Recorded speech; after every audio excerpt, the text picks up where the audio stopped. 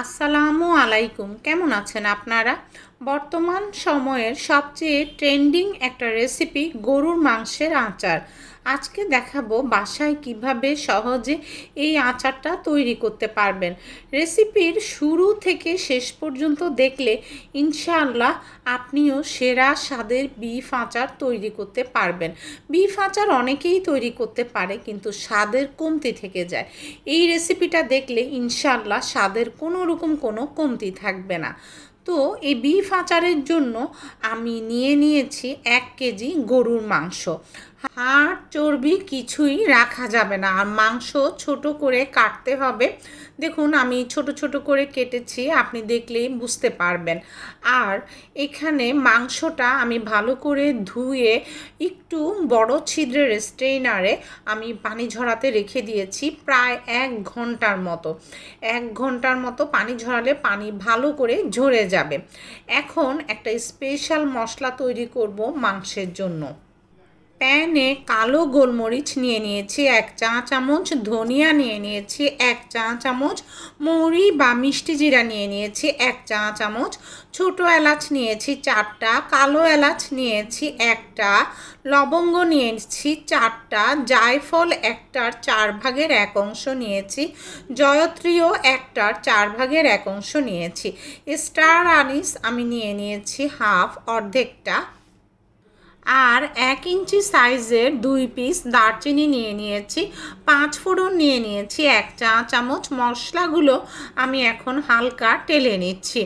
টালা হয়ে গেলে একটু মুচমুচে হলে এরপর আমি ঠান্ডা করে গ্রাইন্ডারে খুব ভালোভাবে গুঁড়া করে নিচ্ছি।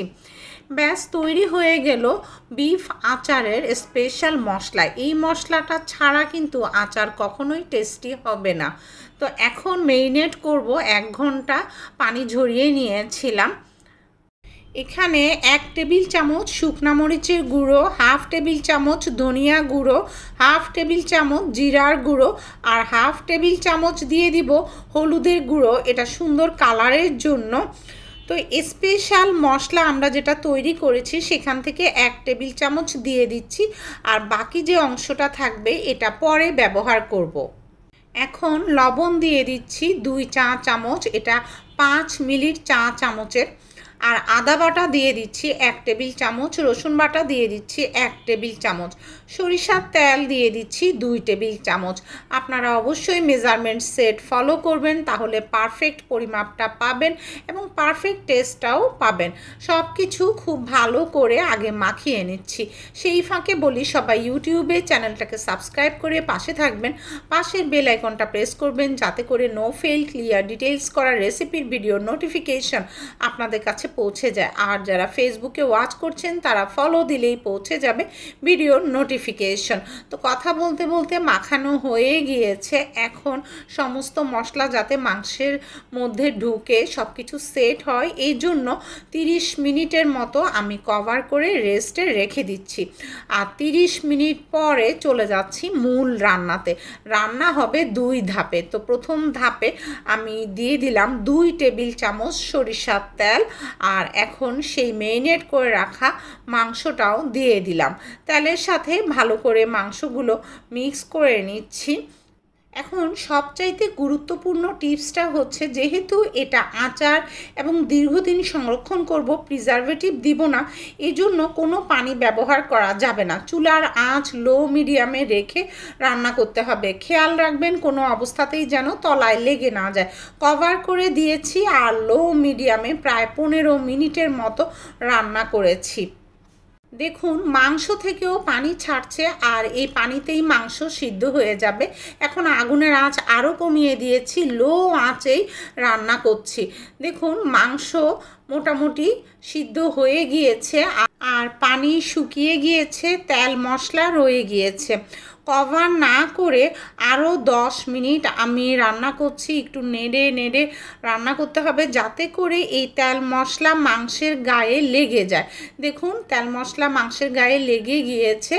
এখন আমি অন্য একটা বাটিতে এই মাংসগুলো ট্রান্সফার করে নিচ্ছি। এবার দ্বিতীয় ধাপের রান্নায় ওই একই প্যানে আমি সরিষার তেল দিয়ে দিচ্ছি মেজারমেন্ট কাপের 1 কাপ, আর 2টা আস্ত তেজপাতা দিয়ে দিলাম, আস্ত শুকনা মরিচ দিয়ে দিয়েছি 7টা। তো এগুলো আমি একটু ভাজি করে নিচ্ছি। 3টা বড় রসুনের আমি কোষ আলাদা করে নিয়েছি। এই কোষগুলো আমি এখন দিয়ে দিচ্ছি আর তেলের সাথে একটু হালকা নেড়ে নিচ্ছি। এখন সেই মাংসগুলো আমি এখানে দিয়ে দিচ্ছি।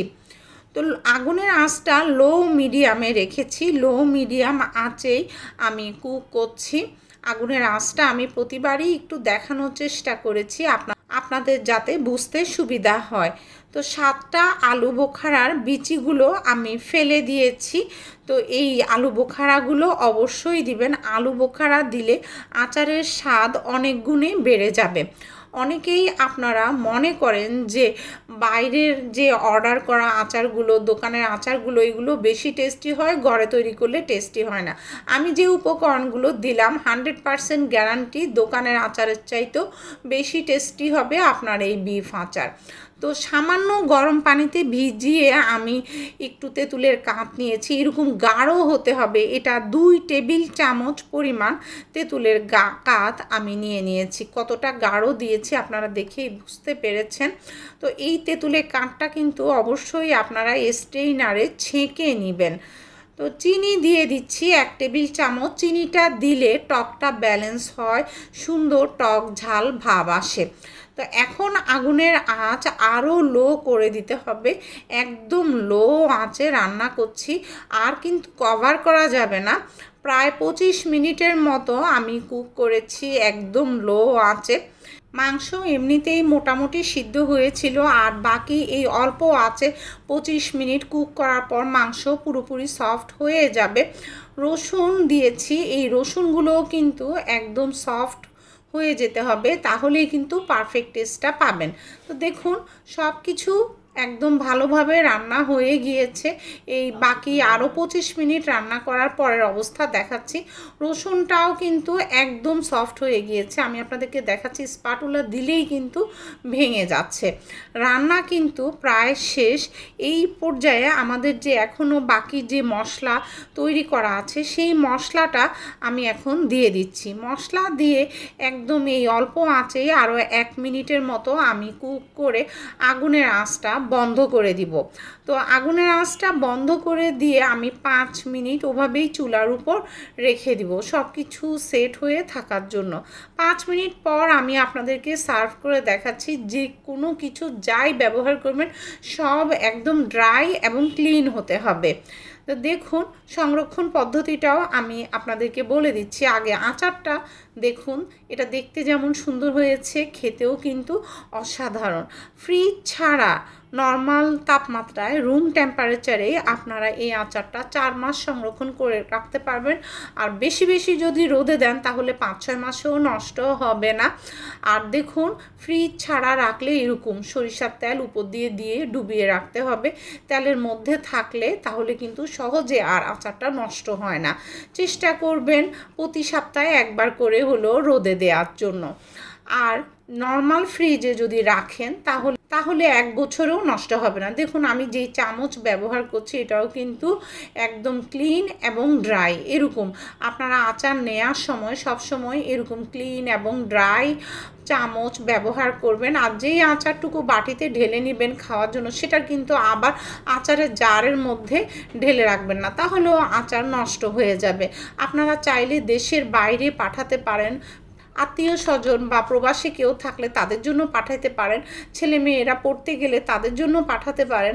এই আচার তৈরি করে অনেক দিন সংরক্ষণ করে খেতে পারবেন। আর নর্মাল ফ্রিজে তো পুরো বছরই সংরক্ষণ করে খেতে পারবেন। ফিডব্যাকটা অবশ্যই আমাকে জানাবেন কেমন লাগলো এই বিফ আচারের রেসিপিটা। ভালো থাকবেন সবাই, পরবর্তী ভিডিও দেখার নিমন্ত্রণ রইল। আল্লাহ হাফেজ।